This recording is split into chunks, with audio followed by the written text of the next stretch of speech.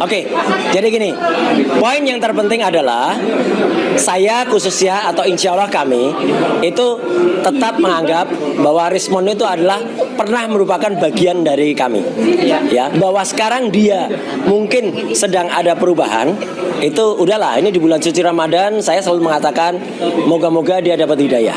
Itu yang pertama. Yang kedua, saya tidak pernah menyalahkan atau kami juga tidak pernah menyalahkan buku yang sudah diterbitkan. Buku itu nggak salah. Jadi dengan segala hormat saya kepada teman-teman yang melakukan ekspresi terhadap buku itu, nggak apa-apa. Saya hormati sikapnya. Ada yang membanting buku itu, ada yang membakar buku kayak Gus, nggak apa-apa. Tapi bukunya sebenarnya nggak salah. Karena buku itu masih ditulis ketika Rismon masih menggunakan pikiran yang bebas, terbuka dan sehat. Jadi yang poin yang penting adalah 11 Maret 2026. Itu adalah tanggal super semar. Ya, jadi ada surat perintah untuk dia.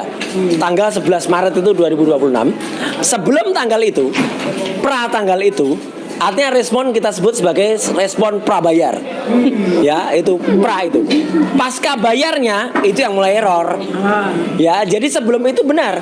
Sekarang sebelum itu Respon pun ikut menyusun buku itu, terutama bersama dengan saya, bersama dengan misalnya Mbak Tifa, tentu didukung teman-teman yang lain. Ada Bu Kurnia, ada juga Mas Rostam, ada juga Pak Rizal Fadila juga bikin buku. Semua tidak ada yang salah karena itu penelitian yang dilakukan secara ilmiah dan panjang. Tidak mungkin suatu penelitian ilmiah dan panjang dibalik dengan waktu yang sangat singkat. Dia mengatakan selama 2 bulan.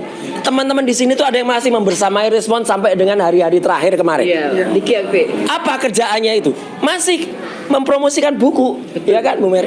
Bahkan buku sama Gus. Iya, buku itu bahkan di launchingnya tanggal 1 Januari tahun 2026. Berarti itu 2 bulan yang lalu aja dia masih mempromosikan buku. Nggak ada pikiran. 18 Februari Respon pun masih menjadi ahli untuk sidang CLS. Dan itu disumpah dia. Artinya dia tidak mungkin berkata yang tidak benar, insya Allah kalau disumpah.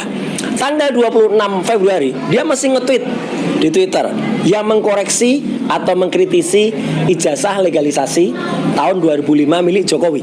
Yang mengatakan ijazah legalisasinya itu adalah terdapat kesalahan. Karena tidak mungkin ijazah yang sama dipakai 2 kali, 2005 dan 2010. Nah sekarang dia menyampaikan kemana ada 3 hal kesalahan. Ada yang namanya translasi, ada yang namanya rotasi. Oke. Kalaupun itu saya jawab, sebentar lagi tentu saya jawab. Tetapi itu tidak akan mengubah semuanya. Temuan kita semua, termasuk temuannya Mas Rostam, itu banyak.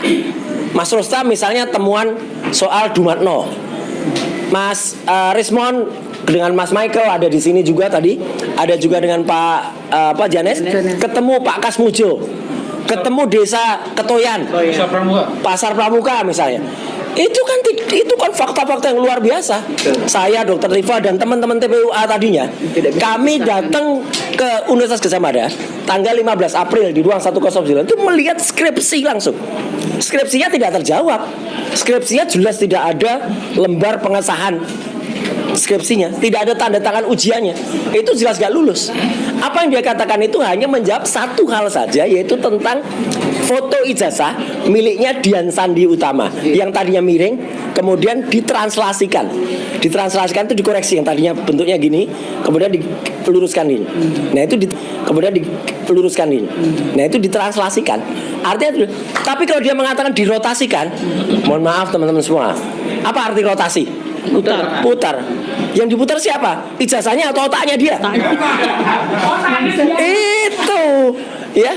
Jadi tanggal 11 Maret itu ada yang dirotasikan pikirannya. Nggak ada rotasi sama pencahayaan. Mas Rismon, saya belajar fotografi motret itu semenjak SMP, masih kecil gitu. Saya udah nyetak foto. Yang namanya dia bilang ada focal length. Nggak ada hubungannya focal length. Teman-teman yang fotografer yang ngerti kamera pasti tahu gimana cara menggunakan kamera profesional kayak gini.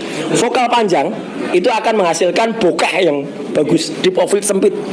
Untuk menghasilkan bokeh yang bagus, vokal length-nya panjang, diafragmanya besar, artinya angkanya kecil, kemudian ya speed dan itu ngikutin. Kemudian juga jaraknya. Itu ngatur. Itu baru menghasilkan. Ini kalau orang-orang motret zaman kuno kayak Pak Janes, kita masih pakai kamera SLR, pasti tahu itu. Ya. Nah, dia ngapain pakai vokal segala? Nggak ada vokalnya itu. Ya, itu karena dipotong pakai handphone. Dan itu tidak menjawab permasalahan yang ada pada ijazah. Jadi artinya ya senyumin aja. Dan kalau dia berjanji ya mengatakan bahwa akan menyelesaikan dalam waktu setahun, 1 tahun. ya kita tunggu aja, senyumin aja. Tapi saya kok yakin nggak jadi. Ajakan diskusi terbuka gimana? Saya kontak checklist 1 Diblokir. diblokir.